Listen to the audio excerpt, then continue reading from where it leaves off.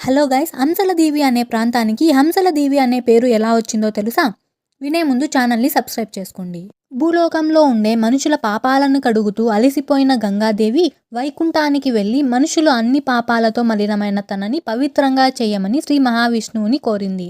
దాంతో శ్రీ మహావిష్ణువు గంగాదేవిని ఒక కాకి రూపంలో మార్చి సకల పుణ్యతీర్థాలలో స్నానం చేయమన్నాడు.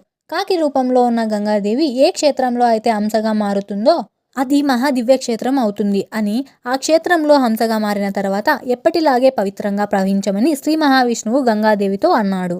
గంగాదేవి మొదట కాశీలోను తర్వాత ప్రయాగలోను మునిగింది, కానీ హంసగా మారలేదు. అలా అన్ని పుణ్యక్షేత్రాలు తిరిగి అలసిపోయిన గంగాదేవి ఒక చెట్టుపై విశ్రాంతి తీసుకుంటూ ఉండగా అటుగా వచ్చిన నారదుడు కాకి రూపంలో ఉన్న గంగాదేవిని గుర్తించి కృష్ణానది సముద్రంలో కలిసే ప్రదేశముకు తీసుకెళ్లి అందులో మునగమన్నాడు. అక్కడ మునిగి పైకి తేలిన గంగాదేవి హంసగా మారడంతో ఆ ప్రాంతానికి హంసలదీవి అనే పేరు